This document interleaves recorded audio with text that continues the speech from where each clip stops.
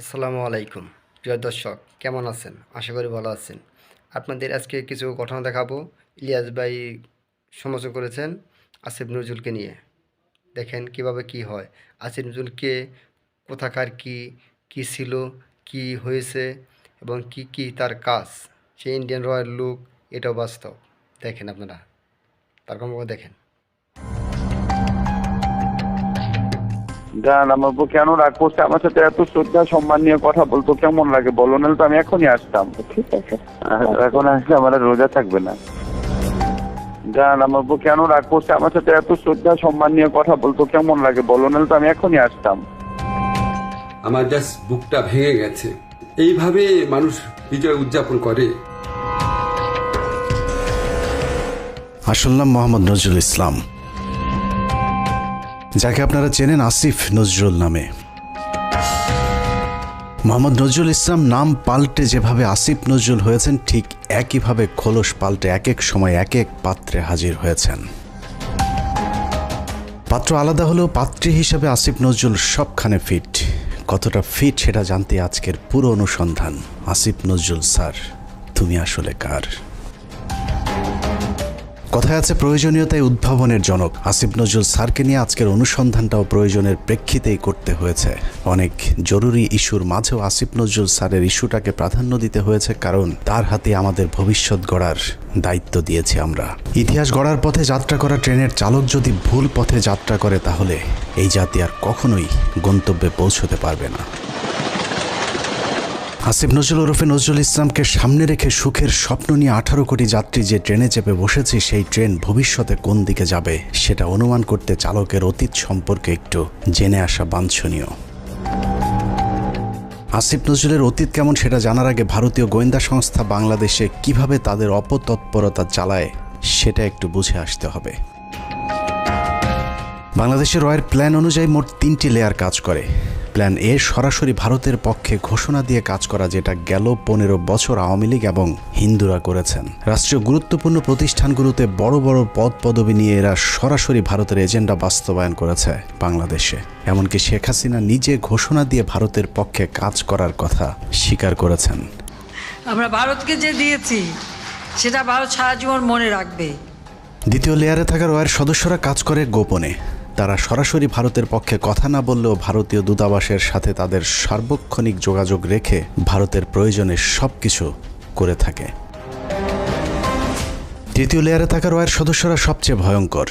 এদেরকে সাধারণ দৃষ্টিতে দেখে মনে হবে প্রচণ্ড ভারত বিরোধী, কিন্তু গোয়েন্দাদের প্রথম 2টি লেয়ার যখন অকৃতকার্য হয়, তখন সবশেষ লেয়ারটি কৌশলে দাঁড়িয়ে যায়।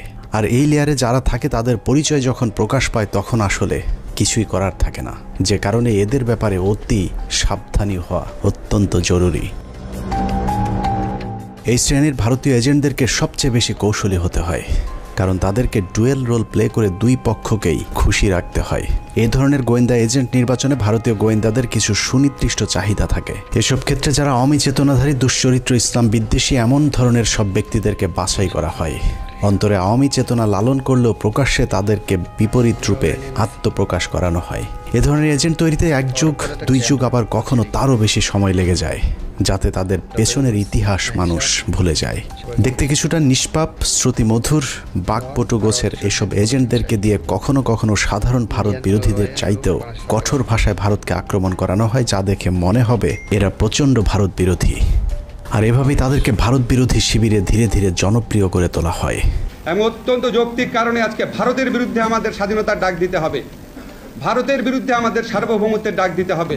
আসিফ নজরুল ভারতের সেই দীর্ঘমেয়াদী প্ল্যান সি এর অংশ কিনা সেটা বুঝতে আমাদেরকে আরও 32 বছর পেছন থেকে শুরু করতে হবে। 19 জানুয়ারি 1992।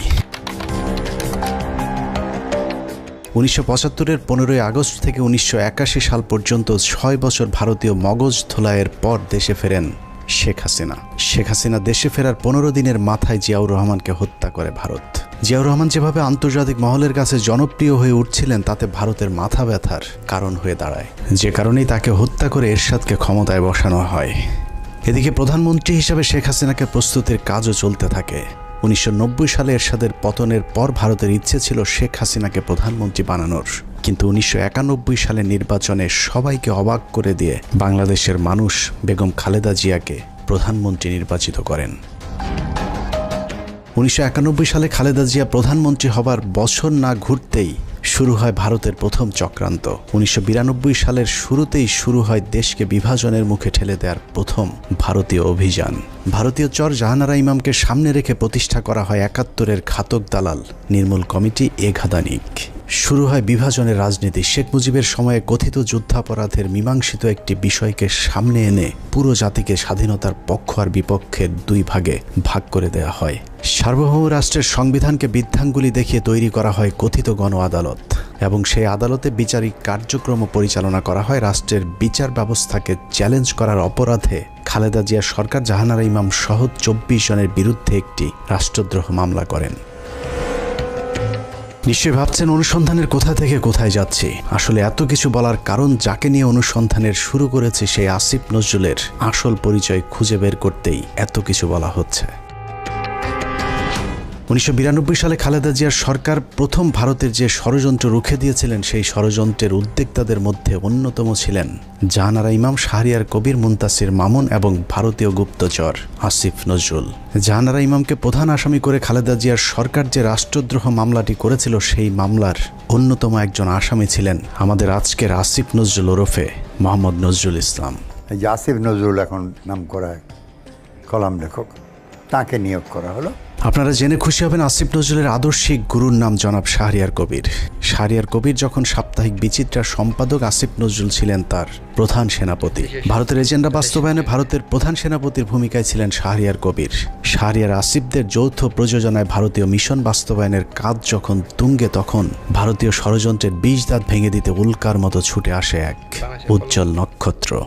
আমরা ভারতকে দেখিয়ে দেব ইনশাআল্লাহ, এই পৃথিবীতে বাংলাদেশের সবচাইতে বড় দুশ্মন ভারত। সবচাইতে বড় দুশ্মন কে? ফ্যামিলিয়নের বাঁশিওয়ালার মতো মাওলানা দেলোয়ার হোসেন সাইদি যখন অ আ ক খ করে সারা দেশের মানুষকে ভারতীয় ষড়যন্ত্রের ব্যাপারে ঐক্যবদ্ধ করছিলেন, তখনই পদে আগুন জ্বলে যায় আসিফ নজরুল আর তার আধ্যাত্মিক গুরু শাহরিয়ার কবিরের। আমি আল্লাহর নামে কসম করে বলছি, আল্লাহ তোমার জাতের কসম, তোমার ইজ্জতের কসম, তোমার সম্মানের কসম, 1971 সনের এক ফোঁটা পানি বা কাদা আমার গায়ে লাগে নাই, লাগে নাই, লাগে নাই। ভারতের বিরুদ্ধে গর্জে ওঠা সাইদি 80-র দশক থেকে এদেশের মানুষকে ভারতীয় ষড়যন্ত্রের বিষয়ে সচেতন করতে থাকেন।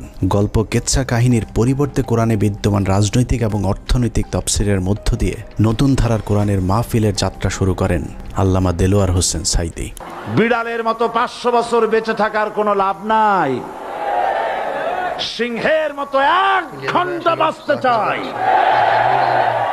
দলমত নির্বিশেষে সকলের কাছে সাইদি যখন সমানভাবে সমাদৃত হয়ে উঠতে থাকেন, তখন 1989 সালে আসিফ নজরুল প্রথম ব্যক্তি যিনি তার পত্রিকার পৃষ্ঠা জুড়ে এক মিথ্যা সংবাদ ছাপান, যার শিরোনাম দেয়া হয় সাইদি সমাচার, এক ধর্ম ব্যবসায়ীর উত্থান। বিশাল সেই সংবাদের কয়েকটি লাইন পড়লে আসিফ নজরুল কত বড় মাপের একজন মিথ্যুক, প্রতারক এবং হলুদ সাংবাদিক ছিলেন সেটার কিঞ্চিত প্রমাণ পেয়ে যাবেন। লেখার শুরুতেই সাংবাদিক আসিফ নজরুল লেখেন, মাওলানা দেলোয়ার হোসেন সাইদি বিরোধী সাম্প্রতিক গণবিক্ষোভের মধ্য দিয়ে দেশে মৌদুদিবাদ এবং ধর্ম ব্যবসার রাজনীতির অগ্রহণযোগ্যতা আবারও প্রমাণিত হয়েছে। সিলেট, ঢাকা, চট্টগ্রাম সহ দেশের বিভিন্ন স্থানে জামাতের মঞ্চনায়ক সাইদির বিরুদ্ধে স্বতঃস্ফূর্তভাবে জনমত গড়ে উঠেছে। পিরোজপুরের এই মাওলানার জীবনে বিতর্কের সূচনা আগে থেকেই। শর্ষিনা মাদ্রাসায় 5ম ক্লাসের ছাত্র থাকাকালীন অবস্থায় জামাত রাজনীতি সংশ্লিষ্ট থাকার সন্দেহে তাকে মাদ্রাসা থেকে বের করে দেওয়া হয়। তারপর তিনি লেখেন, শর্ষিনা মাদ্রাসার পর তিনি খুলনা আলিয়া মাদ্রাসায় ভর্তি হন। সে মাদ্রাসা থেকে তিনি কামেল পাশ আদৌ করেছেন কিনা এ নিয়ে দেশের আলেম সমাজের প্রচুর সন্দেহ রয়েছে। দেশের শতাধিক আলেম এ বিষয়ে সত্যতা প্রমাণের জন্য সাইদির প্রতি একাধিকবার চ্যালেঞ্জ ছুড়ে দিলেও দেলোয়ার হোসেন সাইদি নাকি কখনোই সেই চ্যালেঞ্জ গ্রহণ করেননি। সাইদির ইসলাম শিক্ষার পরিপূর্ণতা নিয়ে প্রশ্ন থাকলেও তার কণ্ঠ চটলতা এবং শ্রোতা আকর্ষণ ক্ষমতা বরাবরই দ্বিধাহীনভাবে স্বীকৃত। বিভিন্ন টকশোতে ব্যক্তিগত আক্রমণ করার বিরুদ্ধে সবক দেয়া আসিফ নজরুল তার সেই লেখায় দেলোয়ার হোসেন সাঈদীকে চরমভাবে ব্যক্তিগতভাবে আক্রমণ করেছিলেন। তিনি লিখেছেন, বিভিন্ন সূত্রের দেয়া তথ্য অনুযায়ী স্বাধীনতা যুদ্ধের আগেই কণ্ঠ সম্পদকে অবলম্বন করে সাঈদী পিরোজপুরের গড়ের হাটে সুর করে আতর, তসবিহ, ধর্মীয় পুস্তক বিক্রি করে জীবিকা নির্বাহ করতেন। এরপর গুরুত্বপূর্ণ দুটি লাইন আছে, সেই লাইনগুলো আপনাদেরকে জানানোর আগে আসিফ নজরুল দেলোয়ার হোসেন সাঈদীকে নিয়ে সম্প্রতি একটি বক্তব্য দিয়েছেন, সেটা দেখে আসা যাক। একমাত্র দেলোয়ার হোসেন সাঈদী ছাড়া আমার জানা মতে আর কি বাকি সবারই আপনার যতটুকু আমি পড়াশোনা করেছি ইনভলভমেন্ট ছিল। হঠাৎ করে দেলোয়ার হোসেন সাঈদীকে নির্দোষ দাবি করা আসিফ নজরুল 1986 সালে কি বলেছিল সেটা তার সেই লেখাতেই রয়েছে। আসিফ নজরুল প্রথম ব্যক্তি যিনি দেলোয়ার হোসেন সাঈদীকে যুদ্ধাপরাধী হিসেবে অভিযুক্ত করেছিলেন। তিনি লিখেছেন, সাঈদী স্বাধীনতা যুদ্ধের সময় পাক হানাদার বাহিনীর প্রত্যক্ষ সহযোগিতায় লিপ্ত ছিলেন। তিনি ধর্মের দোহাই দিয়ে গনিমতের মাল হিসাবে গড়েরহাট বন্দরের হিন্দু সম্প্রদায়ের বাড়িঘর লুট করেছেন এবং মদন নামে একজন হিন্দু ব্যবসায়ীর দোকান ঘর ভেঙে দিয়ে নিজের বাড়িতে নিয়ে গেছেন বলেও দাবি করেছেন আসিফ নজরুল। মুক্তিযুদ্ধের পর সাঈদী দীর্ঘ সময় পালিয়ে থাকেন এবং 10 বছর পর নাকি নিজ গ্রামে আসেন। পুরো লেখার শুরু থেকে শেষ পর্যন্ত পুরোটাই সাঈদী সম্পর্কে যা কিছু বলা হয়েছে সব ডাহা, মিথ্যা। আর এই হচ্ছে আসিফ নজরুলের সাংবাদিকতার নমুনা। আসিফ নজরুল নিজের খোলস পাল্টানোর সময় মাঝে একবার এই লেখার ব্যাখ্যা দিয়েছিলেন, যেখানে তিনি বলেছিলেন শাহরিয়ার কবিরের দ্বারা প্রভাবিত হয়ে নাকি তিনি সাঈদী সম্পর্কে এসব লিখেছিলেন। কিন্তু এটা শুধু একটা চুরি কিংবা ছিনতাইয়ের ঘটনা নয়। এই লেখার মাধ্যমে দেলোয়ার হোসেন সাঈদীর বিরুদ্ধে যুদ্ধাপরাধের অভিযোগ উঠতে শুরু করে এবং তারই ফলশ্রুতিতে আওয়ামী লীগ সরকার দেলোয়ার হোসেন সাঈদীকে আটক করে এবং দীর্ঘ 1 যুগ জেলখানায় বন্দী থাকার পর শাহাদাত বরণ করেন দেশবরেণ্য এই আলেম। আসিফ নজরুলের এক লেখায় একজন নিষ্পাপ মানুষের জীবন কেড়ে নিয়েছে। অতএব দেলোয়ার হোসেন সাঈদীর হত্যাকাণ্ডের জন্য আসিফ নজরুল প্রত্যক্ষভাবে দায়ী। আসিফ নজরুল যে আগাগোড়া একজন চেতনাধারী লোক সেটা গণজাগরণ মঞ্চের সময়ও প্রমাণিত হয়েছে। আসিফ নজরুলের নাকের ডগায় গণজাগরণ মঞ্চের নামে বাংলাদেশের বিচার ব্যবস্থাকে গণধর্ষণ করা হলেও আসিফ নজরুল গণজাগরণ মঞ্চের ব্যাপারে একদম টু শব্দ পর্যন্ত করেননি। বস্তুত শাহবাগের গণজাগরণ মঞ্চ সেই আসিফ নজরুলদেরই ঘাতক দালাল নির্মূল কমিটির ফসল।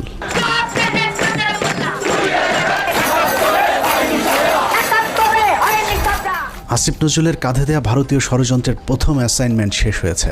আসিফ নজরুল নিজেকে পাল্টে এখন ভারত বিরোধী আর আওয়ামী বিরোধী প্রমাণের চেষ্টা করে যাচ্ছেন। মাঝে হজ করে এসেছেন, রোজাও রাখেন, রোজার মাঝে পরকিয়া করতে গিয়ে কাপড়ও নষ্ট করেন। এখন তুমি বাসায় একা একা বসে আছো, তো যত্ন নিচ্ছে? যত্ন কিছু না, আমি খালি শুয়ে ঘুমাচ্ছি, শুয়ে আছে। চলে আসো না কেন, দেখে যাও আমাকে। আমাকে দেখে যাও। আমিও তো চাই। জ্বর আক্রান্ত অবস্থায় পড়ে আছো এখন। আমি আসলে ইয়ে তো কেউ থাকে না কেন তোমার পাশে এখন? আসো, এসে দেখে যাও আমাকে। আসতে চাই। স্বপ্ন দেখতেছিলাম। জান, আমার উপর কেন রাগ করছে? আমার সাথে এত শ্রদ্ধা সম্মান নিয়ে কথা বলতো কেমন লাগে বলো, নাহলে তো আমি এখনই আসতাম। চলে আসো, এখন তো আসবে না বাসায়। তোমার গাড়ি নাই? না, গাড়ি নাই। তুমি আসো না, কেউ আসবে না। এখন বাসার মধ্যে একটু জানলেই লাগবে আসতে। আচ্ছা ঠিক আছে, এখন আসলে আমার রোজা থাকবে না।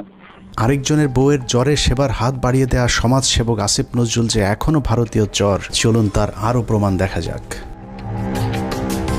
রমনা বটমূল সারা দেশে সিরিজ বোমা হামলা, নারায়ণগঞ্জ গ্রেনেড হামলা থেকে শুরু করে বাংলাদেশে ভারতীয় গোয়েন্দা সংস্থার যে কটি বড় চক্রান্ত হয়েছে তার মধ্যে একটি 21শে আগস্ট গ্রেনেড হামলা।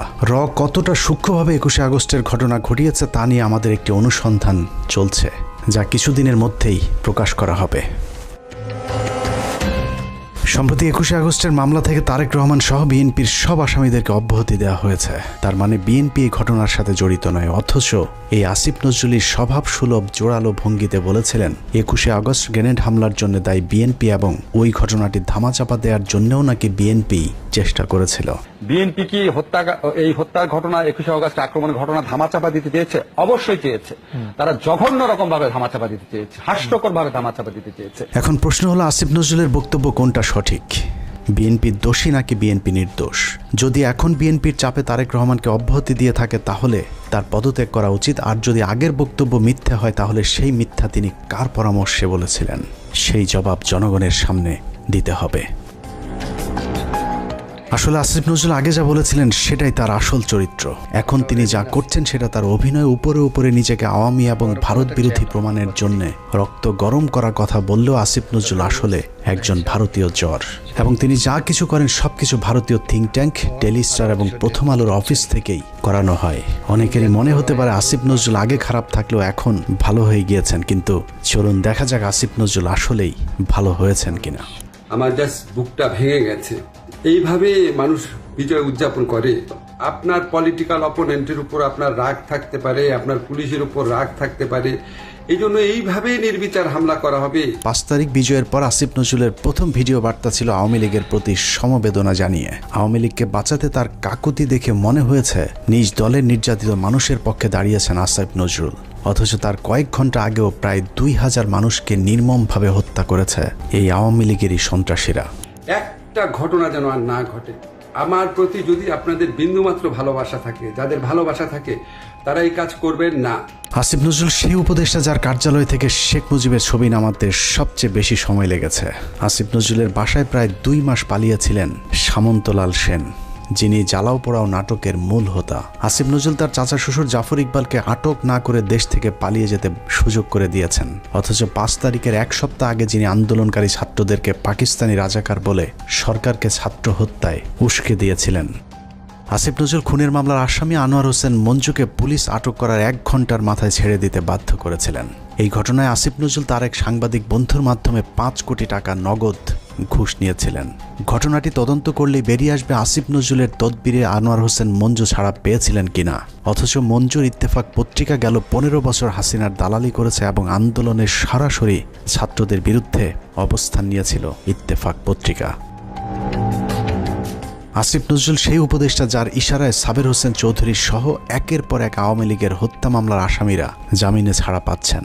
সূত্র জানিয়েছে প্রতিটি জামিনে আসিফ নজরুল মোটা অঙ্কের টাকা নিচ্ছেন। সবশেষ ঝিনাইদহের বিচারক জামিন দিতে না চাইলে তাকে ছুটিতে পাঠানোর ভয় দেখিয়ে ঝিনাইদহের আওয়ামী লীগের সাবেক এমপিকে জামিন দিতে বাধ্য করেন আসিফ নজরুল। ঝিনাইদহে নাশকতা ও হত্যা মামলায় গ্রেপ্তার আওয়ামী লীগের সাবেক 2 সংসদ সদস্যকে অন্তর্বর্তীকালীন জামিন দিয়েছে আদালত। আসিফ নজরুলের চাপে বিভিন্ন থানায় মামলা নিতে গড়িমসি করছে পুলিশ, কারণ আসিফ নজরুল গণহারে আসামিদের বিরুদ্ধে মামলা না দেওয়ার জন্য আওয়ামী লীগের পক্ষে দাঁড়িয়েছিলেন। তার দাবি শত শত মানুষের বিরুদ্ধে মামলা দেয়া যাবে না। অথচ আন্দোলনের সময় আওয়ামী লীগের হাজার হাজার সন্ত্রাসীরা ছাত্র হত্যায় অংশ নিয়েছিল, অথচ আসিফ নজরুল গণহারে মামলার বিপক্ষে। ঢালাও মামলার একটা খুব মারাত্মক একটা প্রকোপ দেশে দেখা দিয়েছে, এটা আমাদেরকে অত্যন্ত বিব্রত করে। এরই মধ্যে যেসব হত্যা মামলা হয়েছে তার অধিকাংশ আসামিকে ধরার কোনো তৎপরতা নেই। প্রায় সবখানে আওয়ামী লীগের লোকজন যেভাবে বুক ফুলিয়ে ঘুরে বেড়াচ্ছে তাতে মনে হচ্ছে এ যেন দেখার কেউ নেই। 15ই আগস্ট জাতীয় দিবস বাতিল করা হয়েছিল, সেই রায় স্থগিত করা হয়েছে আসিফ নজরুলের নির্দেশে। সবচেয়ে ভয়ঙ্কর বিষয় হলো যে ছাত্রদের প্রতিনিধি হিসাবে আসিফ নজরুল উপদেষ্টার পদ বাগিয়ে নিয়েছেন। সেই ছাত্রদের কতজন জুলাই হত্যাকাণ্ডে নিহত হয়েছিলেন তাদের সংখ্যাও এখন পর্যন্ত সঠিকভাবে গণনা করা হয়নি। যারা আহত হয়েছিল তাদেরও খোঁজ নিচ্ছে না সরকার। উন্নত চিকিৎসার অভাবে আহত অনেকে মৃত্যুর দিকে এগিয়ে যাচ্ছে, অথচ আগস্টেই বলা হয়েছিল তাদেরকে উন্নত চিকিৎসার জন্য বিদেশে পাঠানো হবে। বাস্তবে এখন পর্যন্ত একজনকেও বিদেশে পাঠানো হয়নি উন্নত চিকিৎসার জন্য। আমার এই শরীরে আমি কি করতে পারবো? যার হাত নাই সেই শরীরে কি করতে পারবে? যার পা নাই তার সে কি করবে? এখানে দেখেন চোখে অনেক গুলি আছে। আমার এলাকাতে আমার ছোট ভাই আমার একসাথে আন্দোলন করছে, ওর মাথার ভিতরে এখনো 2টা গুলি আছে। ইস্তিয়াক না, ও কি করবে? আমাদের পুনর্বাসনের একটা ব্যবস্থা করা উচিত। কি করতেছে টাকা তো কি করতেছে ওগুলা? আমরা কি উন্নয়নের, আমরা কি আর কি দেশ সংস্কারের অংশ না? এদেরকে এইভাবে অমূল্য, এদেরকে টিস্যু হিসাবে এখন ফেলে দেওয়া হয়েছে। টিস্যু, এরা এখন টিস্যু। আমিও আন্দোলনে ছিলাম, হয়তো আল্লাহ আমার শরীর সুস্থ রাখছে, আমি আল্লাহর কাছে লাখো শুকরিয়া করি। কেন লাখো শুকরিয়া করি জানেন? কারণ কি আমি যদি গুলি খেতাম, আমি যদি আহত হইতাম, কেউ দেখতে আসতো না আমাকে, কেউ দেখতে আসতো না আমাকে। আজকে এদের প্রত্যেককে আজকে এখানে দাঁড়ায় তাদেরকে আন্দোলন করতে হচ্ছে। কেন তারা আন্দোলন কেন করবে? বিডিআর হত্যাকাণ্ডের মূল রহস্য উদ্ঘাটনে একটি কমিশন গঠন করার কথা থাকলেও সেটা এখনো পর্যন্ত করা হচ্ছে না। জানা যায় আসিফ নজরুলের প্রভাবে আটকে আছে বিডিআর হত্যাকাণ্ডের তদন্ত কমিটি গঠন।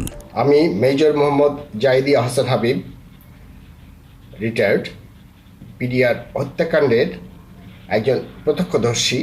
বহুদিন আগে থেকে শুনে আসছি বিডিআর হত্যাকাণ্ডের পুনর্বিচার শুরু হবে।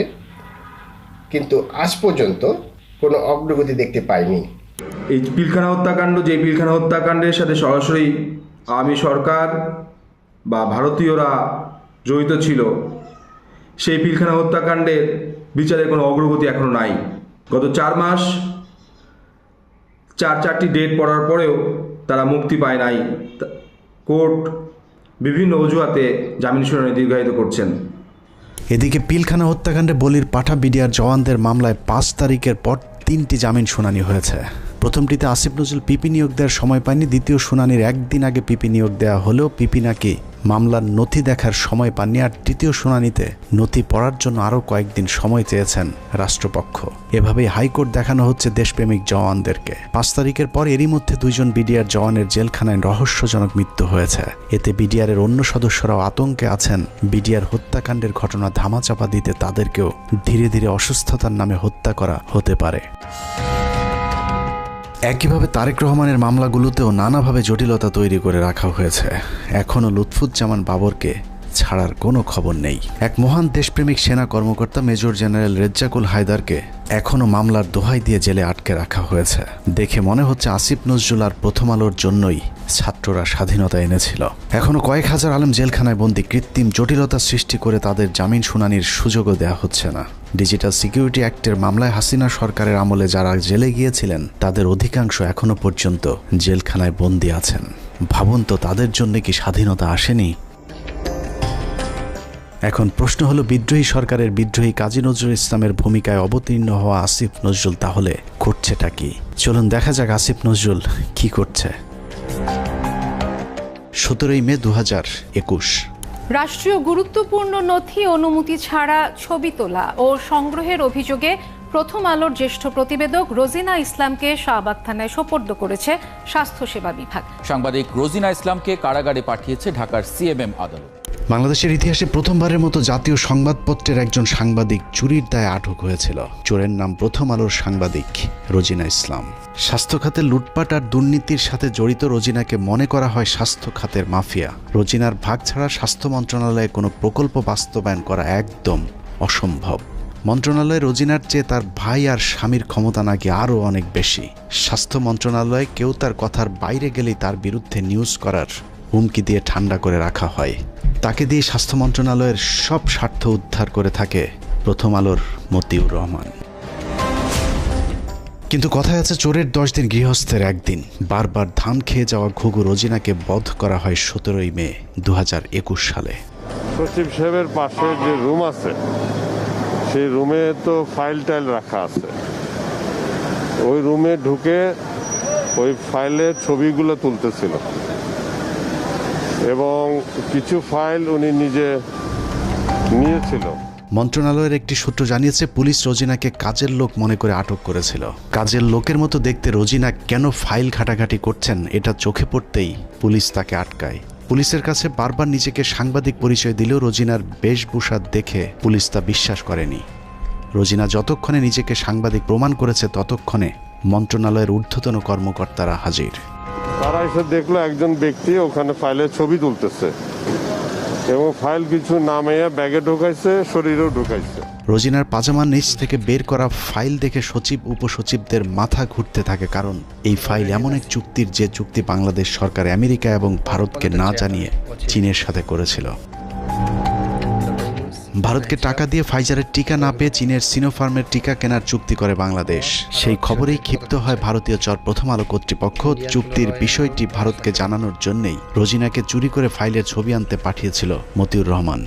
কিন্তু পুলিশ দেখে চুক্তির সেই কাগজ রোজিনা তার ভেতরে ঢুকিয়ে ফেলেছিল। এই ফাইলগুলো ছিল টিকা সংক্রান্ত। আমরা যে রাশিয়ার সাথে টিকা চুক্তি করছি, চায়নার সাথে টিকার চুক্তি করছি।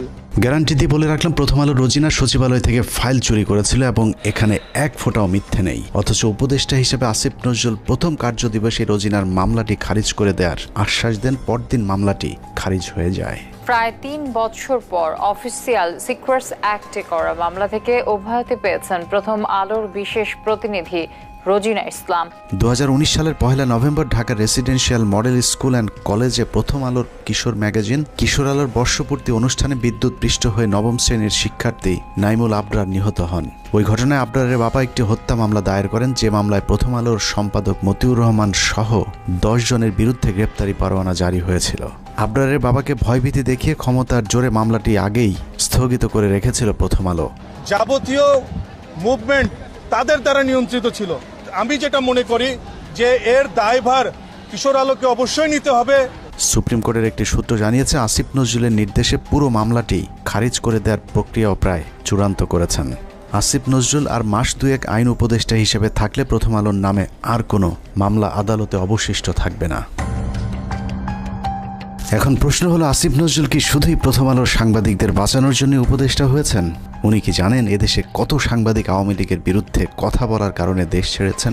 এই প্রতিবেদন লেখা পর্যন্ত আইন মন্ত্রণালয়ের একজন পিয়নও আমাদের কাউকে ফোন করার সময় পায়নি। উল্টো প্রথম আলোর বিরুদ্ধে আমরা কোনো কথা বললেই মতির পক্ষে হামলে পড়েছেন আসিফ নজরুল সহ তার কিছু উচ্ছিষ্টভোগী। আমি স্পষ্ট বলতে চাই যে প্রথম আলো পত্রিকা তাদের সামনে,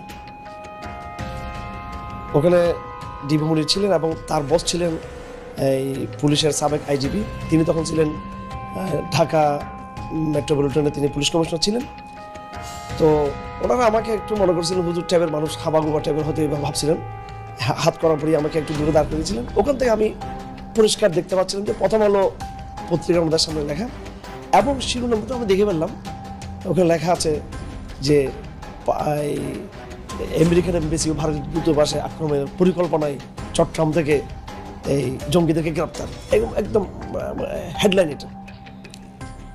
তো এরপর ধারাবাহিক যে ঘটনা ঘটলো, এই আমাকে রাতের গভীরে জিজ্ঞাসাবাদ করা হতো, বিভিন্ন সময় আমাদেরকে নিয়ে জিজ্ঞাসাবাদ করা হতো। আমার সাথে আমার স্কুলের আরও 2জন টিচার ছিলেন, কখনো সম্মিলিত কখনো একা একা আমাদেরকে জিজ্ঞাসাবাদ করা হতো। আমার সাথে যেটা করছে সেটা আমি দেখছি যে ওনারা বিভিন্ন জিজ্ঞাসাবাদের সময় বিভিন্ন মিডিয়ার সাথে তারা ফোনে আলাপ করত। প্রথম আলোর বিরুদ্ধে নিরীহ মানুষকে জঙ্গি সাজানোর অভিযোগ নিয়ে 15 মিনিটসের পক্ষ থেকে একটি অনুসন্ধান করা হয়েছিল। গুরুতর সেই অভিযোগ তুলে ধরার পর আসিফ নজরুল প্রথম ব্যক্তি যিনি প্রথম আলোর পক্ষে ফেসবুকে পোস্ট করেছিলেন। একই অনুসন্ধানে ভারতীয় রয়ের সদস্য কালবেলার সন্তোষ শর্মার বিরুদ্ধেও গুরুতর সব অভিযোগ করেছিল বাংলাদেশের শীর্ষস্থানীয় কয়েকজন আলেম। সেই ঘটনাকে কেন্দ্র করে ভুক্তভোগীরা কালবেলা কার্যালয়ে অভিযোগ দিতে চাইলে আসিফ নজরুল তথ্য মন্ত্রণালয়কে চাপ দিয়ে বিক্ষোভকারীদের বিরুদ্ধে একটি বিজ্ঞপ্তি দেন। তথ্য মন্ত্রণালয় সেই বিজ্ঞপ্তি দেওয়ার পর আসিফ নজরুল সেই বিজ্ঞপ্তি শেয়ার করে আমাদেরকে হুমকি দেন, যদিও সংশ্লিষ্ট মন্ত্রণালয়ের উপদেষ্টা নাহিদ ইসলামও সেই বিজ্ঞপ্তি শেয়ার করার প্রয়োজন মনে করেননি। প্রশ্ন হলো, আসিফ নজরুলের আগ বাড়িয়ে কেন সেই বিজ্ঞপ্তি শেয়ার করতে হলো? আসিফ নজরুল এবং প্রথম আলোর প্রভাব কতটা শক্তিশালী সেটা বুঝতে দুটি ঘটনা তুলনা করা যাক। ডক্টর মোহাম্মদ ইউনূসের সরকার গঠনের পর ব্রিগেডিয়ার জেনারেল এম সাখাওয়াত সরকারের মুখপাত্রের ভূমিকায় ছিলেন। এটা অনেক বড় পার্টি এবং I have lot of respect for Awami League. বঙ্গবন্ধুর স্বপ্ন ছিল, নষ্ট করবেন না, এটা আপনার নষ্ট করার কোনো অধিকার নাই। পার্টিকে রিঅর্গানাইজ করেন, একটা পলিটিক্যাল পার্টির মতো যেভাবে থাকে, ইলেকশন আসলে ইলেকশন কন্টেস্ট করবেন। আওয়ামী লীগের পক্ষে সাখাওয়াতের এক বক্তব্যে মন্ত্রণালয়ে ছাড়তে হয়েছে প্রভাবশালী এই উপদেষ্টাকে। এবার চলুন প্রথম আলো আর আসিফ নজরুল কত শক্তিশালী সেটা দেখা যাক। 5টা মিনিটের লেগে তুই খালি একটু আয়া পর, তোরে মাইরা আমি ঘুমামু ভাই, আমার ঘুম হয় না, তোরে মাইরা ঘুমামু, তুই একটু আয় ভাই, তুই নিশুদা না, তোর মায়ে ঘুমায়, তোর মায়ে। নাটক চলচ্চিত্রের মাধ্যমে পরকীয়া সমকামিতা থেকে শুরু করে ইসলাম বিদ্বেষ, সমাজ ধ্বংসের অন্যতম মাস্টার মাইন্ড মোস্তফা সরোয়ার ফারুকী। মোস্তফা সরোয়ার ফারুকী সংস্কৃতি উপদেষ্টা হিসেবে শপথ নেয়ার পর দেশের শতভাগ মানুষ তীব্র প্রতিবাদ জানিয়েছিল। তারপরেও ফারুকীকে সরানো যায়নি, কারণ আসিফ নজরুল এবং প্রথম আলোর যুগ্ম সম্পাদক আনিসুলের অনেক পুরাতন নারী সাপ্লায়ার মোস্তফা সরোয়ার ফারুকী। আসিফ নজরুল দাবি করেছেন তিনি ফারুকীর উপদেষ্টা হবার বিষয়ে কিছুই জানেন না, কিন্তু আমাদের হাতে আসা তথ্য বলছে আসিফ নজরুল ফারুকীর অনেক পুরাতন বন্ধু। প্রায় 1 যুগ আগে ফারুকী এবং তিশার বিয়েতে হাতে গোনা যে কজন মানুষ দাওয়াত পেয়েছিলেন, আসিফ নজরুল সেই ভাগ্যবানদের মধ্যে একজন। মোস্তফা সরোয়ার ফারুকীর মন্ত্রণালয়টিও আসিফ নজরুলের নিজে ছেড়ে দেয় মন্ত্রণালয়। এবার প্রশ্ন আসতে পারে, ফারুকীর সাথে আসিফ নজরুলের সম্পর্ক আছে ঠিক আছে, কিন্তু প্রথম আলোর সাথে ফারুকীর সম্পর্কটা আসলে কি? এটাই আজকের অনুসন্ধানের সবচেয়ে গুরুত্বপূর্ণ বিষয়। আসিফ নজরুলের মতো হানি ট্র্যাপে পড়ে যারা প্রথম আলোর হয়ে কাজ করতে বাধ্য হন, তাদের জন্য প্রথম আলোর সবচেয়ে বড় ফাঁদ হচ্ছে মেরিল প্রথম আলো এবং সেই সাথে সম্প্রতি যোগ হয়েছে চরকি নামে আরেকটি প্রথম আলোর ওটিটি প্ল্যাটফর্ম। চরকি নামক ওটিটির চক্করে ফেলে বিভিন্ন নায়িকার মডেলদের ক্যারিয়ার গড়ে দেওয়ার লোভ দেখে আসিফ নজরুলদের মতো খদ্দের সংগ্রহ করে প্রথম আলো। নায়িকা মডেলদের সাথে বিশেষ মুহূর্তের ভিডিও ধারণ করে আজীবনের জন্য জিম্মি করা হয় রাষ্ট্রের বিভিন্ন গুরুত্বপূর্ণ পদে থাকা ব্যক্তিদেরকে। এই ফাঁদ তৈরিতে সবচেয়ে গুরুত্বপূর্ণ ভূমিকা পালন করে রেদওয়ান রনি আর মোস্তফা সারোয়ার ফারুকী, যার আড়ালে থেকে সব কলকাঠি নাড়েন প্রথম আলোর সাংবাদিক আনিসুল হক। মোস্তফা সারোয়ার ফারুকীর মতো একজন লম্পট কিভাবে উপদেষ্টা হলেন সে বিষয়ে সিদ্দিকুর রহমানকে প্রশ্ন করা হয়েছিল। প্রশ্ন করতে অভিনেতা সিদ্দিকুর রহমান বলেন, সবই ভারতের খেলা। রিহাবে আসলে ফারুক, এটা তো জানি আমি, যখন রিহাবে ছিল তো অহংকার খাইনিও জানি আমি। এটা ইউনিভার্সাল ট্রুথ। সারা দেখবি যে মানুষটাকে 90% মিডিয়ার মানুষ তাদের বিরোধী, 10% তার পক্ষের লোক পাওয়া যাবে কিনা সন্দেহ। সেই মানুষটা আমি পুরো অবাক হয়ে গেলাম। সরে তার বানাইছে প্রথম আলো, এটা তো প্রথম আলো, বেসিক্যালি প্রথম আলো, বুঝছি, ডেইলি স্টার প্রথম আলো। উইকিপিডিয়ার তথ্য অনুযায়ী ট্রান্সকম গ্রুপের মালিকানাধীন মিডিয়া স্টার লিমিটেডের অধীনে প্রথম আলোর মাধ্যমে পরিচালিত চরকি নামক প্রতিষ্ঠানটির প্রধান পরিচালনা কর্মকর্তা রেদওয়ান রনি, আর চরকিতে সবচেয়ে বেশি কন্টেন্টের যোগানদাতা মোস্তফা সারোয়ার ফারুকী। নারী খেকো আনিসুল, ফারুকী আর রনি 3 মাফিয়ার হাতে জিম্মি হয়ে আছে বাংলাদেশের মিডিয়া জগৎ। প্রথম আলো চক্রের ফাঁদে পা দিয়ে অনেক অভিনেত্রী অন্ধকার জগতে জড়িয়েছে, আবার যারা তাদের ফাঁদে পা দিতে রাজি হয়নি তাদেরও ক্যারিয়ার ধ্বংস হয়ে গিয়েছে। তো আজকাল তো দেখা যাচ্ছে শেখ হাসিনার তারাইয়া যেই জিনিসটা হয়েছে সেখানে সেই উপদেষ্টারা মানে উচ্ছিষ্ট করছে দেশটাকে। যেমন ফারুকীর জন্য যখন ডক্টর ইউনূস বাইরে গেল, রাস্তাঘাট ভাইঙ্গা মানে শেখ হাসিনার মতে তার বদায় করতে চাইছে, সে নির্লজ্জভাবে নতুন উপদেষ্টাদের সাথে শপথ নিয়ে চাকরি করা শুরু করলেন, একদিনও চাকরি মিস করেন নাই। এই ফারুকী তো একটা সময় দেখতাম গাঞ্জা ছাড়া কিছু খায় না, হ্যাঁ, তারপরে তার একটু উন্নত হইলো। অপিকা দেখে কি বুঝলেন? আজকে নূরকে কি কমেন্টে জানাবেন, আর ওনাদের আজিব নজরুল পদার্থ চাইলে তা কমেন্টে জানাবেন। ভিডিওটি ভালো লাগলে শেয়ার করে দিবেন, পাশে থাকুন সবসময়।